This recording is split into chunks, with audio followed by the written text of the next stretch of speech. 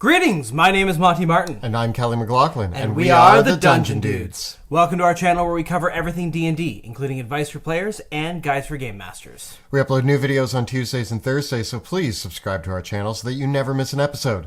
Today, we are going to take a retrospective look back at our class tier ranking series, reviewing all the rankings that we gave out, looking at what we nailed and maybe what we missed the mark on.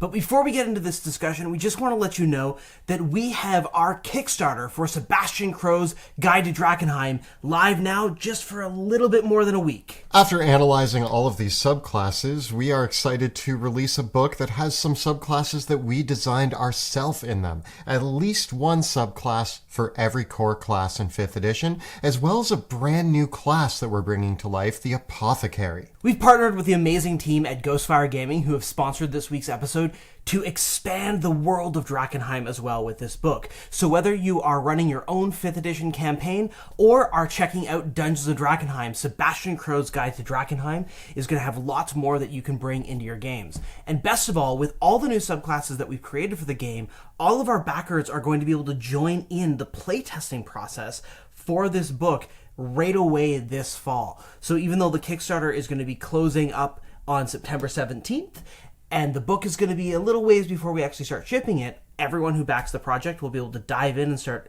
working with these new player options that we've created right away this fall. We've also hit a ton of stretch goals for this project already, allowing us to add more subclasses for both the Apothecary and the core classes, as well as more spells and a ton of extra accessories to go along with this book. We've made some really cool miniatures, spell cards, reference tools, GM screens, and so much more. So check the links in the description below or head up Drakkenheim.com to back the Kickstarter before it closes. And with that, let's break down our retrospective on the class tier rankings based on the pillars of play. There's a lot to discuss today, so let's get rolling. So when we set out to do this series, we wanted to rank all of the classes overall in D&D 5e.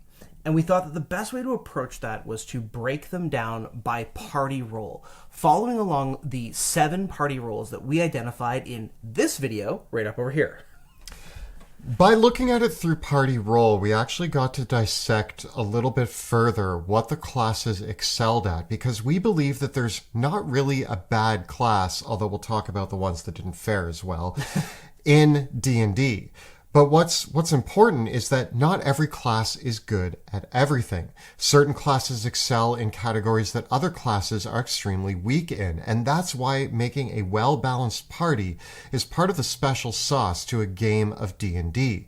So by breaking it down this way, we got to explore the pros and cons of each class rather than saying, well, this class is S tier and this class is D tier. No, every class is good at something. For the purposes of our ranking, we did have to set the subclasses aside. We've heard a lot of people in the comments saying, well, what about this subclass or what about this subclass? And a specific subclass can steer the class in a direction where a certain party role is fulfilled that the base class doesn't usually present itself in.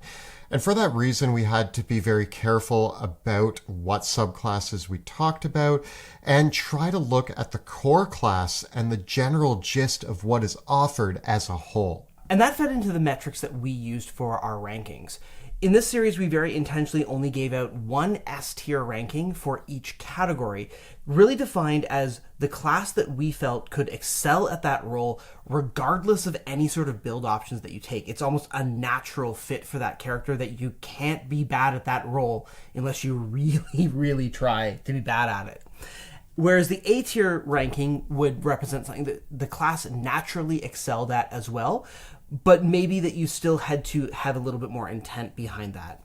The B-tier ranking was really where we wanted to say, well, the class could be really good at fulfilling this as its primary role, but you would have to build the character around that, like taking the right spells, the right feats, or the right options within the class, but there's lots of options there to build the character well, to excel in that role, or perhaps it might take the right campaign or party makeup to do that. The C-tier ranking was really where we started to say, this class struggles to fill this role in a primary capacity. Any of the classes that we gave a C-tier ranking, it might be possible that that class could contribute in a sort of scenario related to that role, but that class is really not going to be able to be the primary character that fills that role in a party. Finally, the D tier is where we would look at a class and say that maybe there's an option that if you choose the very specific subclass, the right spells and feats, you maybe are scraping the surface of being pretty good in the role.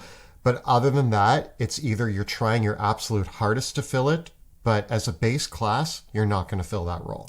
One of the things that I also found emerged for me, at least in doing these rankings, is skills were not the thing that would make or break a class for me in a lot of these rankings, because there's so many ways for characters of any class to gain proficiency in any skill because of the way backgrounds work in D&D 5e.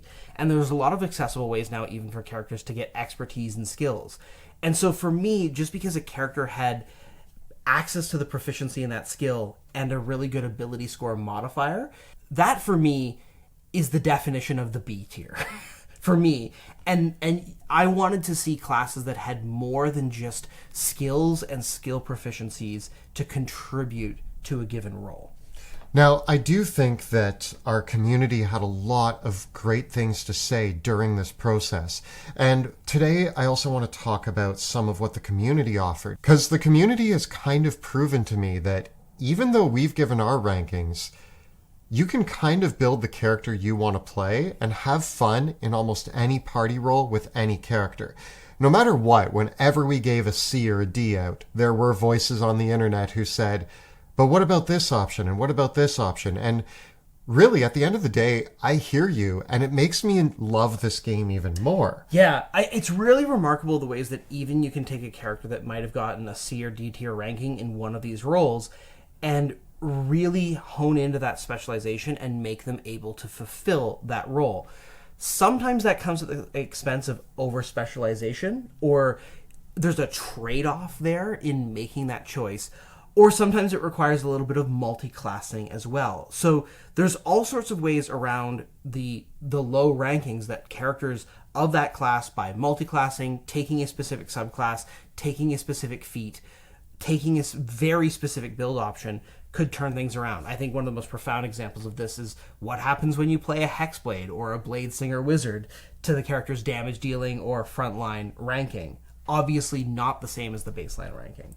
So with all of that, what we're going to do is we're going to look at each class and see the rankings that I gave them, the rankings that Monty gave them, and kind of just have a quick little discussion about how we think they fared versus our own opinions and possibly what the community had to say about it as well. To kick things off, let's talk about the Artificer. Mm-hmm. I think that I was much more generous with the Artificer than you were. Yeah, so for the Artificer, I gave them a B for frontline, damage, and utility. And I did give them an A for investigator and support, but I gave them a C for explorer and a D for negotiator. I gave them a bunch of A's in frontline, investigator, utility, and support, a B in damage, and a C in explorer and negotiator. Yeah, I gave out a lot more A-tier rankings. I mean, really, I only gave out one more A-tier ranking than you, but I didn't give them a single D.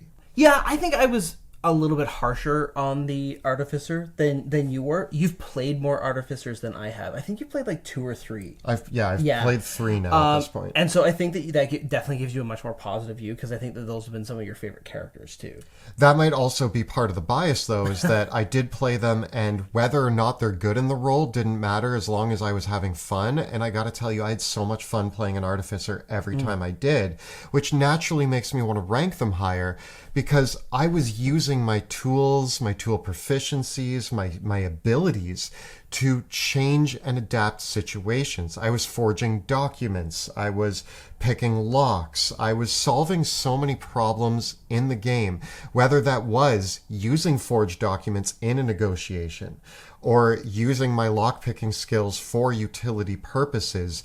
There were certain categories that we gave them lower rankings in that I specifically used what was presented to do something in that pillar of play. And so I gave them pretty high rankings, and I do think that the community had a lot of nice things to say about the Artificer. The Artificer is just a very handy character. Yes, I think that their capacity for support and utility and investigation is really, really excellent. I just think that for the other roles, it's very build dependent. I will agree with that. The hard part for me and the hard part of ranking all of this is that the Artificer is literally a character where the core mechanics of it ask you to build it the way you want to be. So it's hard to say technically the Artificer in general is Bs across the board because of your infusion mechanic. Is like, what do you want to be good at? Build it that way. And so I can kind of see both arguments here. On the other hand, we didn't have a lot of disagreement when it came to the Barbarian. No.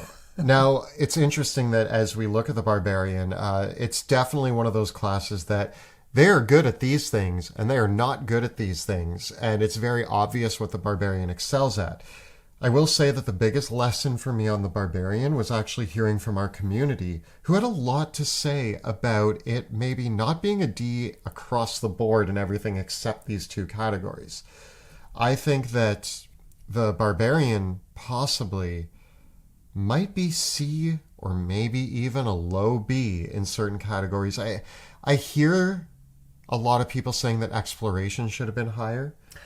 I don't see that from the base class of the Barbarian. And I think that so many of the Barbarian subclasses do not give the Barbarian more exploration, utility, and negotiation tools. Very often we see Barbarian subclasses where it's just, here's a bunch of extra damage, thinking of the Berserker or the Zealot.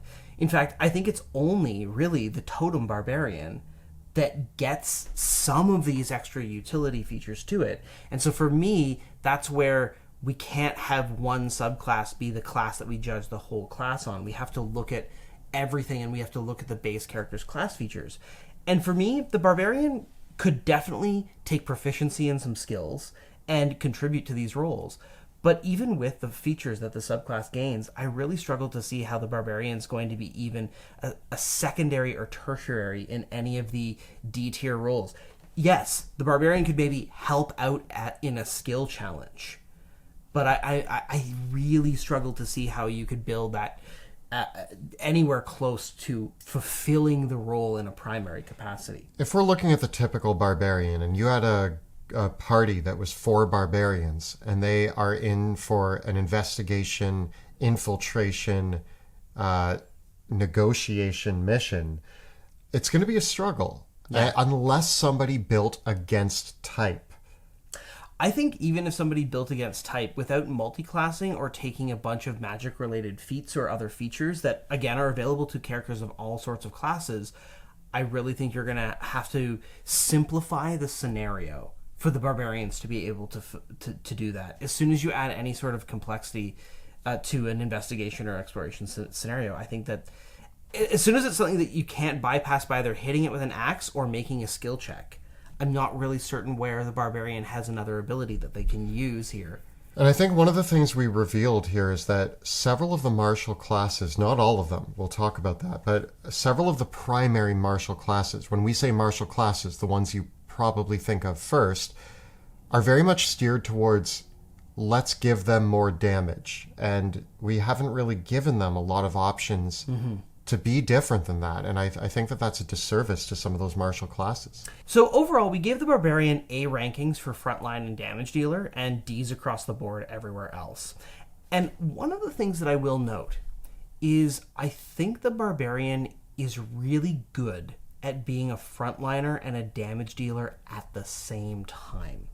And that's one of those things that really speaks for a lot of new players, especially in that they're doing that tanking role and that damage dealing role with a lot of success out of the box very, very easily. And I think that's the biggest thing that I can say is a strength to their ranking overall, is that you don't have to make any complicated build options.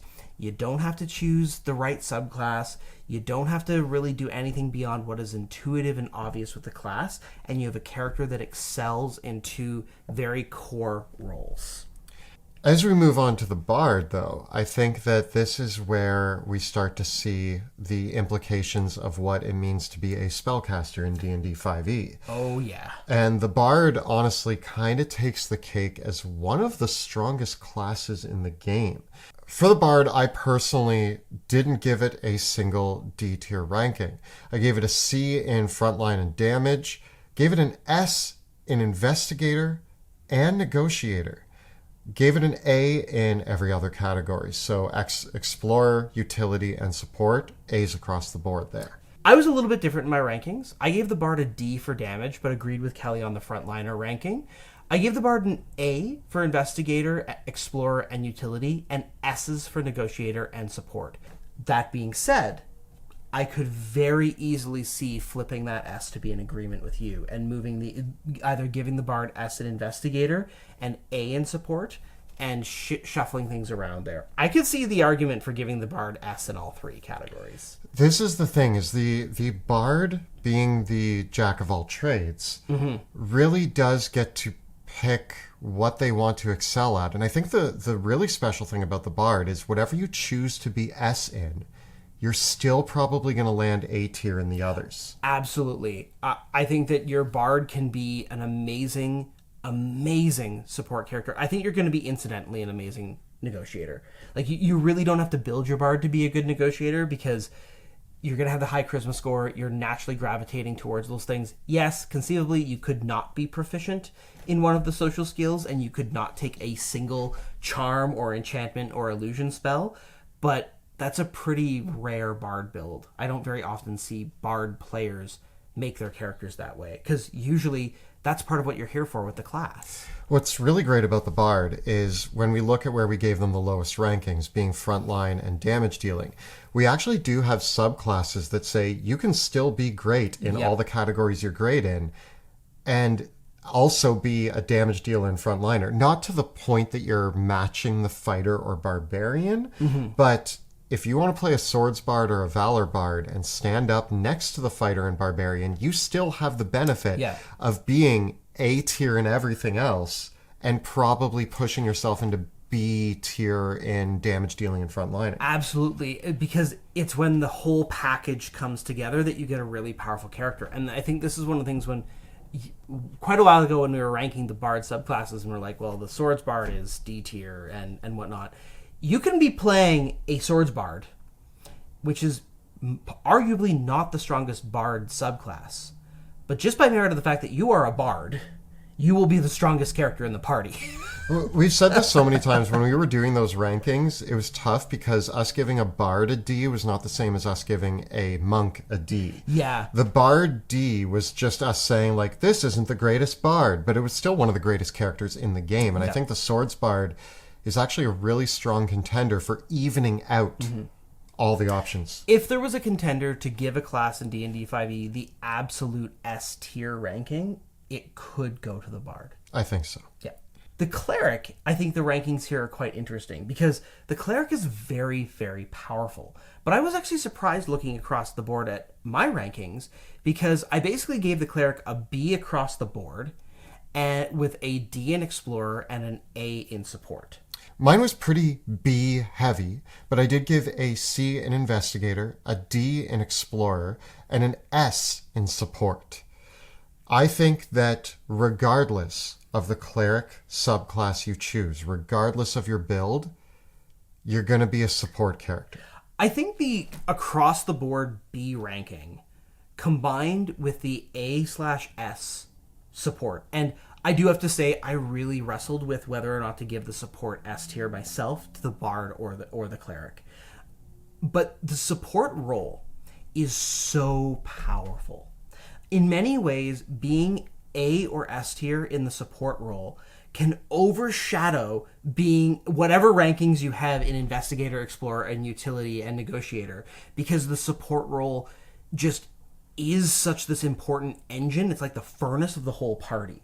So it makes the Cleric, even though they're Bs across the board, the fact that they excel so highly as a support character really makes up for that and actually kind of masks some of the weaknesses when you pull it away in an absolute sense, because a Cleric who supports themselves, supports the party, brings the whole ranking up for everybody else. And I think when we look at these rankings, what we're actually seeing is that any cleric that you play, it's basically you're going to be support, and what else would you like to excel at? You probably get to pick one or two other categories that you're going to excel in. And that's the B ranking, is just saying, like, take the right spells at the right time to be good. And I think another reason why it's Bs across the board, clerics have that unique ability to swap out their spells as they go. Yes. So not only do you get to pick what you're going to excel at, but you can switch what you're going to excel at any long rest. Yeah, and the domains bring a surprising amount of diversity. Even with the D tier Explorer ranking, I do think that some of the cleric domains give a compelling case for being much better as explorers than that general ranking would, because of what they add to the spell list. But again, we were putting that aside for this overall ranking, but the cleric domains really do overall can compensate for that. It's just that you're not going to get much else in the Explorer role, in my opinion, beyond what you're getting from domain features. So if you're not getting that from your domain, you're kind of out of luck in the Explorer role, in my opinion. Now, interestingly, as we move on to the Druid, I think that it's really neat, because I thought that Cleric would fare better, but I think that we nailed Cleric with the idea of it can adapt. Yes. Druid actually did fare better in our overall rankings.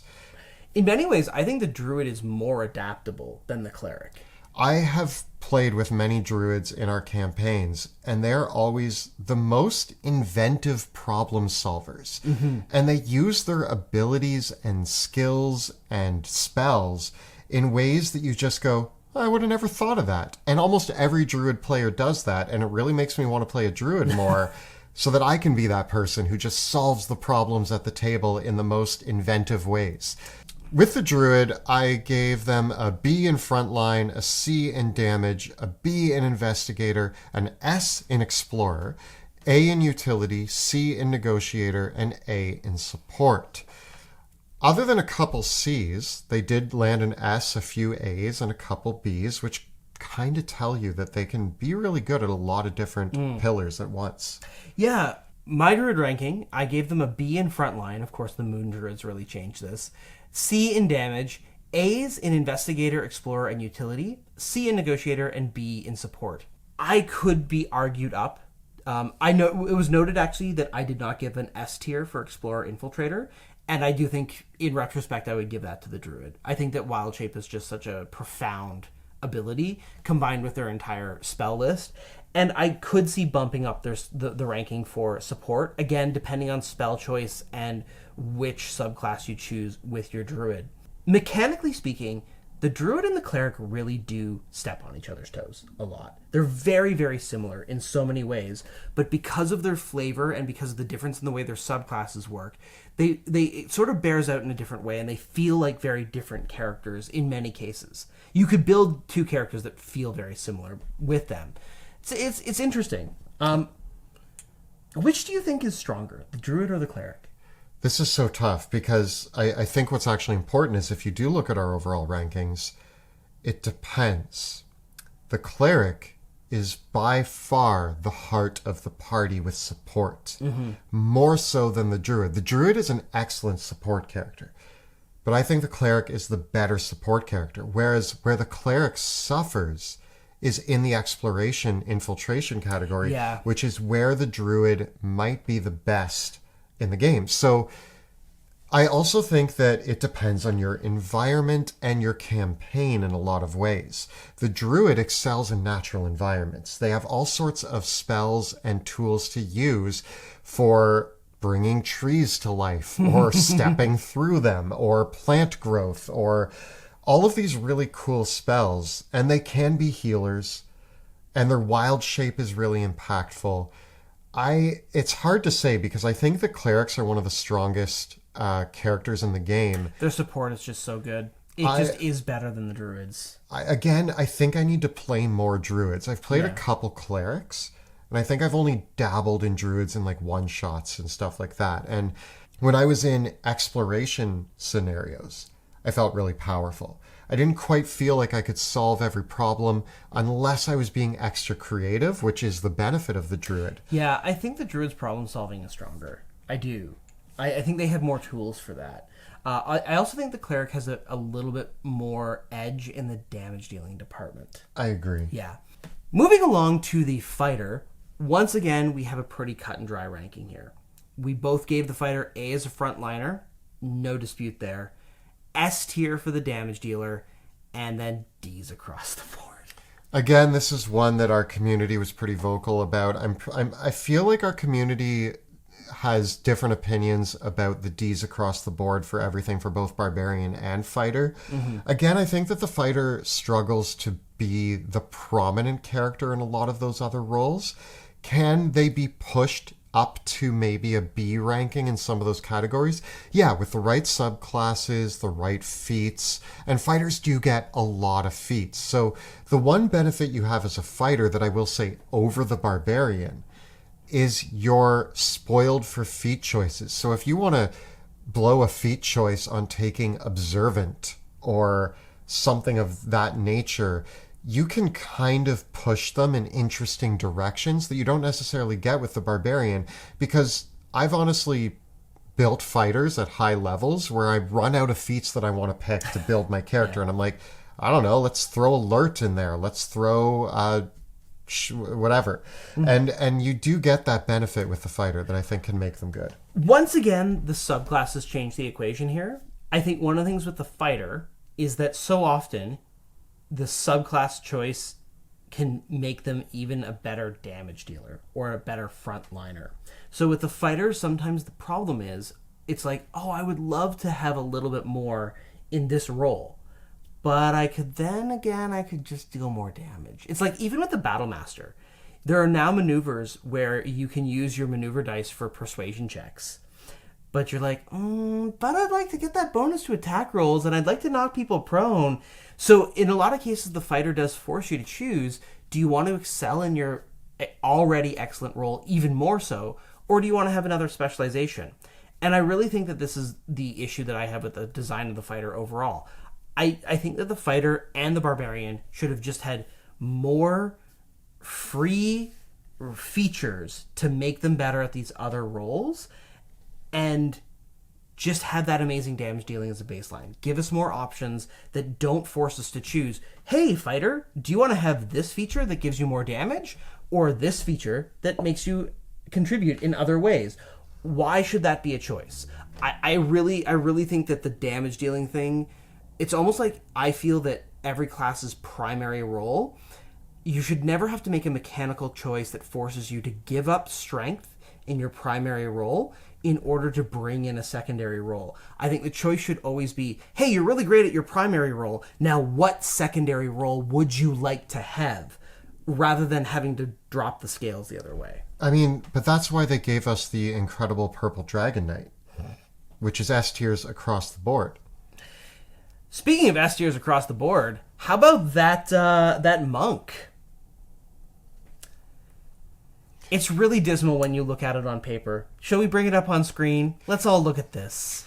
I came into this episode being like, well, I didn't do the monk dirty. And then I saw my own rankings, and yes, they're more generous than yours, but I still feel like I did the monk dirty here. But the monk did itself dirty. I gave it a C in frontline, a B in damage, a D in investigator, a B in explorer, a C in utility, a D in negotiator, and a D in support. Nowhere did I give them higher than a B, and I was the nice one. I didn't give them anything higher than a C. Yeah. And this is the only class that did not receive at least an A ranking from one of us. I gotta say, and this is the hard part for me, is I don't disagree that the monk has some fundamental issues. And even when I was playing one, I had so much fun playing a monk. And if you want to play a monk, you will have fun playing it. But I can tell you that as a retrospective on my time playing a monk, I actually could never tell you which role I was filling. I never felt like I was the best damage dealer in the party. I did feel, and the reason why they got a B here is my Shadow Monk did feel like when we lost our rogue, because our rogue died in our party and was replaced by a wizard, I did feel like I picked up that infiltrator role and was the party infiltrator. I was a Shadow Monk, though. That's one subclass. And so my ability to teleport into darkness, cast Pass Without Trace, those were all really cool benefits that I had as a Shadow Monk. So again, that's why they got a B for me in that category, because there's some really cool options to be that. But when the rogue was in the party, I was able to jump in with the rogue and help. And this is what I think the monk is actually good at. If I'm going to speak positively about the monk is at no point the best in any category. But when the frontliners were frontlining, I was jumping in and skirmishing and helping out. When the infiltrator was infiltrating, I was alongside them helping out. When people were doing the roles that they wanted to do, I was there being like, I'm here too, guys. And occasionally I was running up walls and doing really cool things like throwing ballista bolts back at a ballista group. And stunning striking a dragon out of the air. I had my epic moments. Mm-hmm. But by the end of that full campaign that we did, where I played from level 1 to level 15, I think, I still left being like, is the monk supposed to be in combat all the time? I don't know. It's hard because we can never, ever really in D&D do that direct comparison. I think of the thought experiment of like, what if we could have a computer play 1,000 games of Dungeons & Dragons and have the same adventure every time and the same party, but then just in each case, you have either a monk or any other class. And then we could see how all those games went. And I really do think that in a lot of cases, yes, the monk is always going to have their wins. And we can always have those anecdotes of like, that time that your monk crit the dragon or stunned that enemy. But I think then if we took that same campaign and counted up times the monk was awesome, and then ran that same campaign again with another character of any other class, and just said, times that character was awesome, it equals. The monk would not have as many awesome moments as any other character would have. And that's the travesty of the monk, is that the monk is going to have awesome moments. But if you were playing any other character, yes, you wouldn't have had the same awesome moments. But I'm willing to wager pretty solidly that you would have had more awesome moments as a character of another class. I'm not going to lie that some of my most epic moments were with my monk, but again, that was also just because we're playing D&D, and yeah, you're going to have awesome moments. Jumping off a mountain and critting a dragon in the face with my fist is going to be remembered by me forever. Getting a ballista shot at me and grabbing that bolt and hurling it back is going to be a memory that I have forever, and only a monk can do that. But then you look at something like our live play and you look at the epic moments that those characters have had, and it's like 20, 30, whereas I can tell you 4 to 5 really awesome moments that my monk had that stand out to me as some of the best moments I've ever had playing D&D. And I say that it's good because it's with a monk. And again, I don't want to deter anybody from playing a monk. It fills a very specific fantasy. It's a brilliant character to bring to life at the table for role-playing and imagination. And you get to run on water, run up walls, stunning strike enemies, hurl bolts back at people. A lot of fun is to be had with the monk. But it just doesn't fare well in our rankings, and it's not the best. And the monk never got the ranger treatment. The ranger really got uplifted over the course of the edition. So did the warlock. But the monk really has never received that kind of help. There was a huge opportunity with the alternative class features in Tasha's Cauldron of Everything to give the monk some new ammunition to breathe life into the class. And it didn't happen. Not only that, but in Fizzbands, we saw an opportunity to make a really cool monk subclass, and we got just another monk subclass. Yep. Moving along to the Paladin, I started off by giving it the S tier for frontline and gave the Paladin A rankings for both damage dealing and support. Investigator Explorer were both D tier rankings, and I gave it a C for utility and a B for the Negotiator role. The only difference I had is that I gave it an A for Negotiator, purely, I think, based on the fact that you're a charisma-based class, but that does get a little confusing because we have talked about how skills don't make it the Negotiator. So with that, there's not really any abilities that a paladin gets that make them a better negotiator. There's a handful of spells. There are some There's spells. a handful of spells, and there are subclasses, certainly. Yes. That you can build up to, right? Hence the B ranking from me. Here's the thing that makes the Paladin amazing, though. Your support, damage, and frontline, all A's, all at the same time, all the time, no matter what your character is. The Paladin is one of the classes where I can very much, with confidence, say, doesn't matter what Paladin you're playing, you're going to be great at all three of those roles. I agree, and probably S tier in at least one of them. Yep. And I think when we look at our rankings so far, there's something that I've stood by for a while, and it actually has become very apparent in these rankings. If you're ever asked, what is the best two-person party in D&D? I think the Paladin Bard duo. It is the ultimate two-person party. They sure up each other's flaws. The Paladin has the front line and the damage dealing. The Bard has pretty much everything else. And then in the back end with support and some of the other higher ranked areas for the Paladin, they overlap to just be double duty on it. It's perfect. I think the Paladin is also in contention for an S tier class if we were going that far. And even its weaknesses aren't terrible. Again, you can bring a little bit more utility with the Paladin depending on what spells you prepare and what optional features you choose. And you definitely can elevate your role as a negotiator as well. I do think you're going to be struggling as an investigator. A few people mentioned that, what about Divine Sense? And I have to confess, I kind of forgot about Divine Sense because I see it so rarely used. Divine Sense, for me, in the times I played, again, a Paladin in one of our full campaigns, I used Divine Sense a few times. Maybe I'm not using it right. Maybe it doesn't come up at our table the right way, but it didn't really solve much problems for me. It's certainly not the detect evil of old. Right, and it's a much stranger sort of ability now. Whereas in prior editions, when paladins could actually detect evil, it was this very weird sort of role-playing investigator, negotiator, interrogator sort of thing that they had going for them, which is a much less pronounced in 5th edition.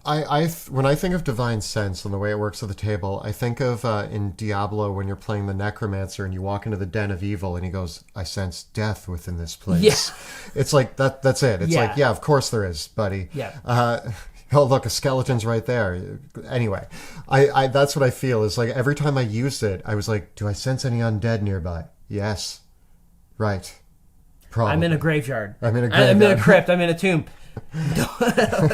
Kind of a no, really, Sherlock moment? Like, it helped me know if, like, we were being tracked or, like, things like that. But when it comes to actual investigation, it was useful. We're kind of downplaying its usefulness for fun. But I do think that it can be useful, but I don't think it makes you a great investigator. It's still tricky to use. It gives you maybe an extra clue. So I'll give you that. Yeah. Moving along to the Ranger, I gave the Ranger a C for frontline, an A for damage, B for investigator, A for explorer, B for utility, D for negotiator, and a C for support. I gave them almost the same, except I was a little nicer and gave them a B in both frontline and support. I think that's fair. They really got a lot of extra features. Like the newer books have been kind to the Ranger. I think the Ranger was a surprise here because Ranger has a reputation, and I feel that reputation just melting away as the years go by. Mm-hmm. That the Ranger is no longer the joke of D&D 5e. Sorry, Monk. But the Ranger's actually stepped up as a very important character that I think what we're seeing here is that a lot of people in D&D focus on damage dealing and frontlining. And when they look at the Ranger, they think of a martial class because it's presented that way. And so you look at the Ranger and you compare it to the Fighter, the Paladin, and the Barbarian. And you go, well, the Ranger's weaker than all of those. And yeah, it is a little. In what respect, though? Because it's an amazing damage dealer. Oh, yeah. Okay, so you look at it and you say, well, they can't grab a big sword and smash their enemies, but the ranger is incredible at archery. The ranger can dish out tons of damage. If you're playing something like a Gloomstalker, you're going to be doing some of the best damage in the game. You may not be the best frontliner, but you can stand on the front lines. But where a bunch of these other classes got Ds across the board, your ranger can pick up the slack and really excel in so many of these other categories and really add to the game as an explorer, an infiltrator. Even when it comes to utility and support, they have tools in their arsenal to really excel in those categories as well. The ranger just is surprisingly less one note than a fighter will be, at least as a ranged combatant. And they can be a respectable dual wielder as well. And so I do think that it really is worth a more consideration. Like, in many ways, when you look at all the different things that a ranger can do, and then you look at the comparison to the fighter, and you go, this class gets so many extra ways that it can contribute to an adventure compared to the fighter. It really doesn't seem fair. And so I do wonder if that's an example of like where we have to re-examine, why is the fighter this way? Why is it because now the ranger has all the toys. Like, the ranger can be a superb damage dealer, maybe not as amazing as the fighter will be, but again, probably the fighter's just too good in that role, and like there should be a better baseline. So yeah, rangers are really good. They're really good. I went from, when I started 5th edition, being like the ranger is the least interesting class to me, to now I'm the only reason I haven't played a ranger in our live stream is because Jill played one already, and I'm trying to do something different. But I think that rangers are near the top of my list for classes that I'm interested in exploring in the future. Now, speaking of classes you are playing right now in our live streams, the rogue comes pretty middle ground across the board as well. For myself, I gave them a D tier ranking as a frontliner, B's for damage and investigator, A's for explorer, B for utility, A for negotiator, and a D for support from me. I rank them much higher, not too much higher, but for me, they got a C in frontline, an A in damage, a B in investigator, A's in explorer, utility, and negotiator, and a D in support. So for me, generally, I think that they landed mostly as an A tier class. I think the rogue is an excellent and fun class, and one of my favorite things about the rogue is how they don't really have any resource management to speak of. And I think that that is an undersold strength that perhaps we didn't really highlight a lot with the character as a whole. The unfortunate cost of that is that despite being the sneaky scoundrel that has a reputation as a cheater, when you look at the framework of Dungeons and Dragons, the rogue is the class that has to play by the rules.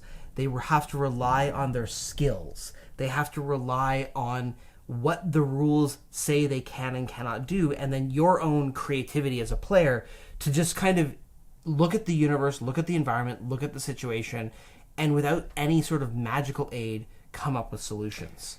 And so in this respect, it's a bit of a challenge because the rogue doesn't have any cheat codes. Now, what I will say is the rogue does have some abilities that they gain that do push their skill monkey nature ahead of other classes, such as they're one of the only classes that gets expertise.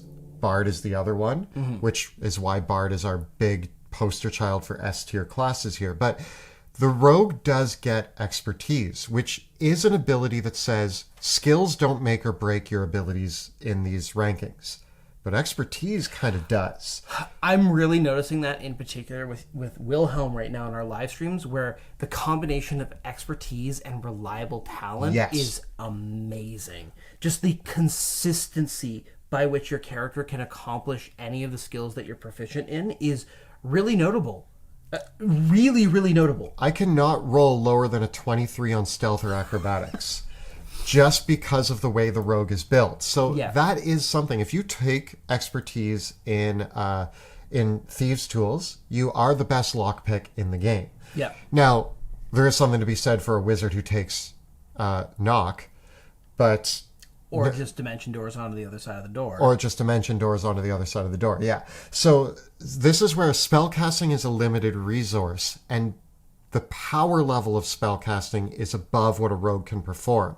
The rogue's benefit is that it is just the best in the game at doing these things all the time without using resources. Yep. And that's great.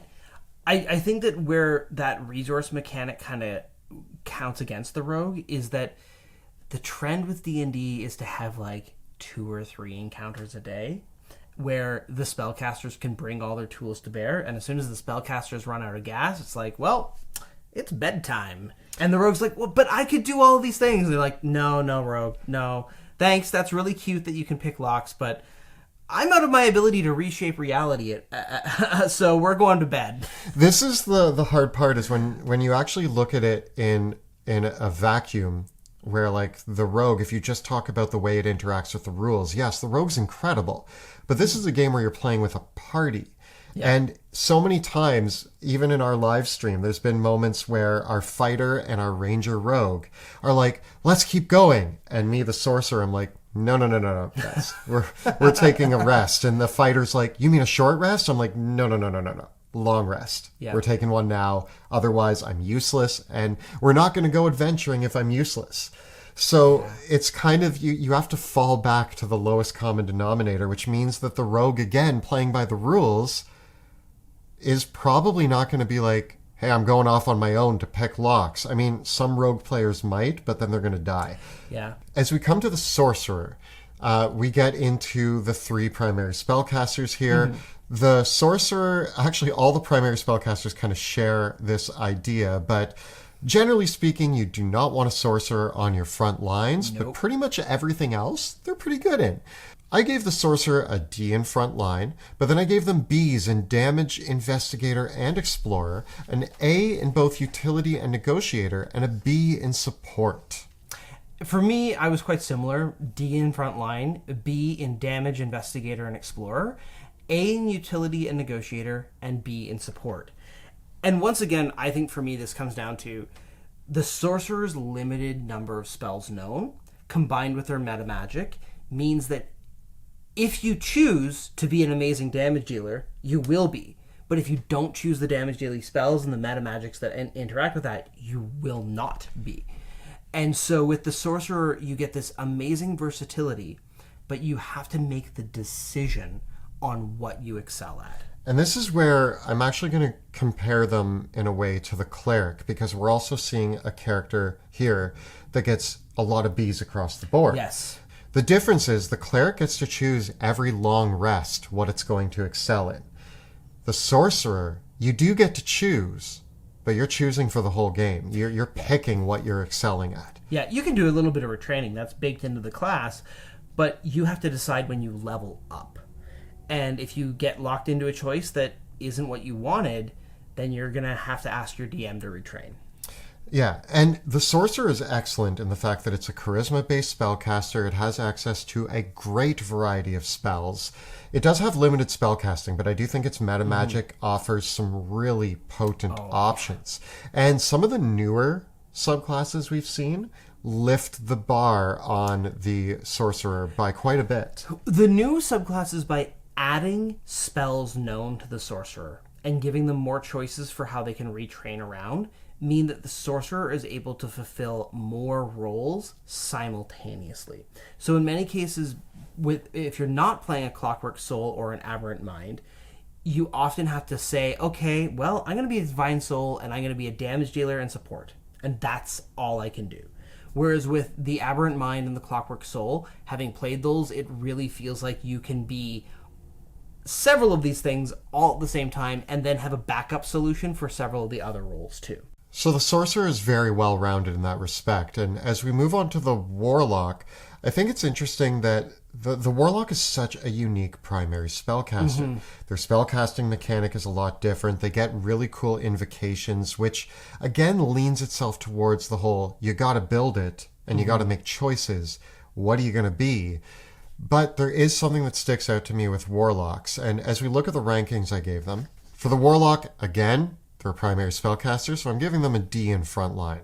But they do get an A in damage dealing. I'm going to talk about why in a minute. But B's in investigator, explorer, and utility, an A as a negotiator, and a C in support. And I completely agree with you.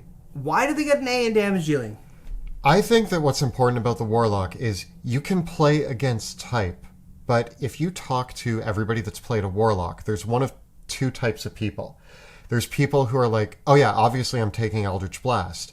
Or there's people that are like, I'm sick of Warlocks being forced to take Eldritch Blast, so I'm not going to take it. And I'm going to be a Hexblade instead.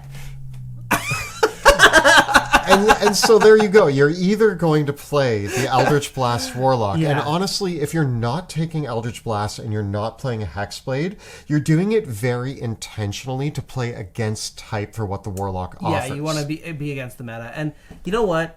Dollars to Donuts says that in D&D 1, Eldritch Blast is a class feature for the Warlocks. If it stays a spell, I could see in D&D 1 just being like, Eldritch Blast, and now pick your cantrips. It seems weird to me that it wasn't just a baked-in class feature of like, all Warlocks get Eldritch Blast, here's how it works. I mean, I like that other classes can get Eldritch Blast. Yeah. And I don't want that to go away. I really don't. But the Warlock is designed to be a blaster, and you have so many invocations that work around this beautiful build. With their limited spell slots, it still presents this really awesome thing that in a really tough battle, you drop an area of effect spell that you're concentrating on, and then you blast enemies into it. Yep, exactly. Doing extra damage, knocking them into your area of effect. That's the play with Warlocks. Bit of a one-trick pony. But it's good. It's fun. Yeah. And like they do get Bs in a bunch of other categories. Again, this is one where the invocations you choose and the spells that you're going to focus on really are going to decide what you're good at. If you take Mask of Many Faces, guess what? You're an amazing infiltrator. I mean, we maybe were biased because of Wrath from our live stream campaigns, having Mask of Many Faces and the Actor feat. It's a really good combo, though. It makes him a really good infiltrator and negotiator. And so there are a lot of build options behind the Warlock. The Wizard. For the Wizard, I gave them a D tier for Frontliner, a B tier for Damage Dealer, S tier for Investigator, B tier for Explorer, S tier for Utility, C tier for Negotiator, and A tier for Support. I know full well that Wizard is your favorite class to play, and I wasn't quite as gracious, but they still ranked very highly with a D for Frontline, B for Damage, A for Investigator, B for Explorer, S for Utility. Negotiator, I gave them a C, and a B in Support.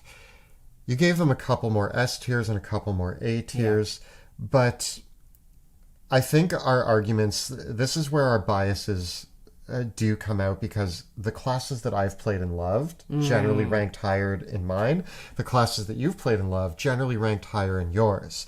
We have the same argument here that I think we had for the Artificer almost, where you're going to talk about how adaptable they are, and they are the most adaptable class, the most robust spell list. They have so much going for them.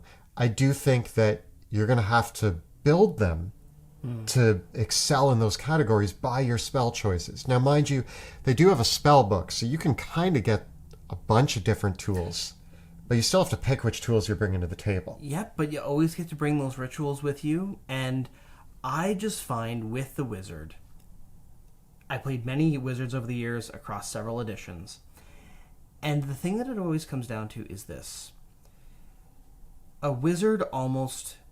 other spellcasters can do this too, but there's something about the Wizard spell list that it feels like you sometimes always have the perfect spell for this situation.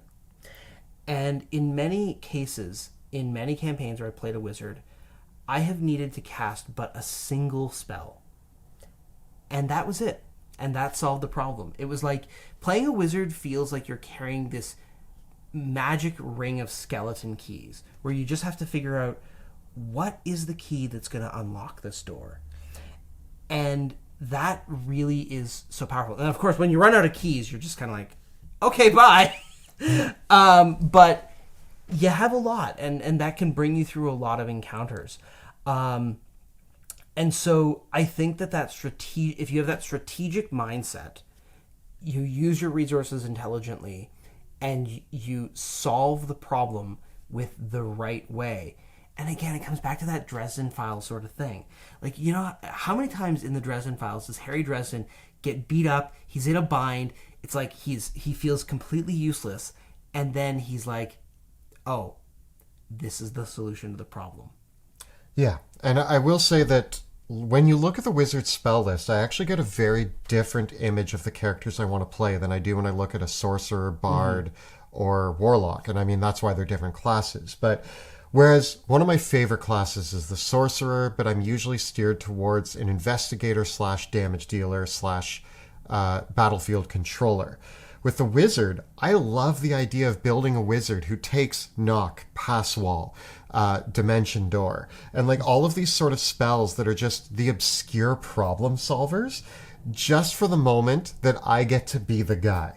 Yeah. It's like, oh, what are we going to do in this situation? Cast pass wall? Done. What are we going to do in this situation? Cast fly? Done. It's being that problem solver with just the obscure spell list. And when you get into higher levels, it's more than just solving the immediate problem. It's walking into a dangerous situation, getting crushed by machinery or something, and then all of a sudden it's like, don't worry, guys, I have a clone. Or turns out that was my simulacrum all along. Yeah. I'm way back at camp still chilling. I mean, the high-level stuff is very over the top with the wizard, and I do think that with the newer sorcerer subclasses, for tier 1 and tier 2 play, I think the wizard really doesn't come into their own until late tier 2 play and tier 3 and tier 4, when it really starts to, when you feel the weight of the wizard's capabilities. The other thing that I do think is a little bit of my bias with the wizard is that the wizard does kind of have the Batman problem, where Batman is unbeatable whenever he has the ability to prepare. Like, unequivocally, you're like, could Batman beat the Justice League? Well, give him a week to prepare, and yes. But if you threw Batman in a ring with Superman, that's it. Like, he's not going to beat Superman in those cases. And of course, you know, let's put aside, you know, some of the comics where Batman has had a ton of time to prepare and still didn't beat Superman. But I think overall, though, if we put all of our rankings up on screen right now, this paints a really interesting picture, not necessarily of what classes are good or what classes are bad. There are a few that fared obviously better than others. But I think what's really cool is the ability to build a 2, 3, 4, or more person party that really can excel in so many categories with beautiful overlaps. The beautiful thing about D&D is that as you're building a party, each player, and sometimes multiple players, gets to excel in certain areas. And so having a well-rounded party, feeding off of each other's pros and cons, knowing what your other party members are excelling at, knowing to send the Barbarian in first if you think there's going to be a combat encounter, knowing who to put in front of the traps or who to unlock the door. These are all ways that you can collaborate on teamwork and really work together as a party to solve every problem presented to you in a game of D&D. of course, this series ultimately was our opinion and a thought experiment.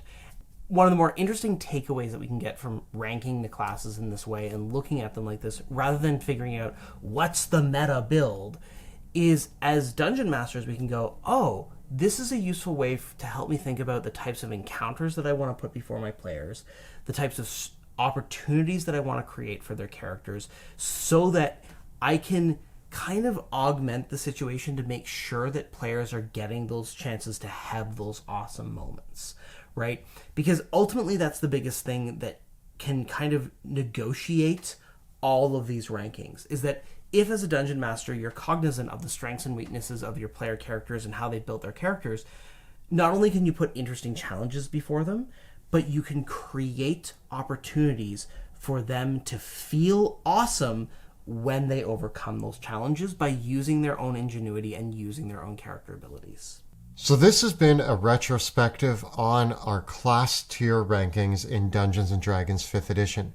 Tell us about your thoughts on all of this and some of your favorite party dynamics in the comments below. The videos that we create on our channel are made possible with the incredible generosity of our Patreon supporters and the amazing conversations that they had on our patron-only Discord server as we did all of our class tier rankings over the years. If you would like to join our community and support the channel, follow the links in the description below to find the links to our Patreon. And if you want to see a party of 3 trying to fill every party role, you should check out our live play in the Worlds of Drakkenheim, which airs Tuesday evenings on Twitch. You can find all the previous episodes right up over here. And we've got plenty more class tier rankings. If you haven't seen the whole series already, check it out right up over here. Please subscribe to our channel so that you never miss an episode. Thanks so much for watching. We'll see you next time in the dungeon.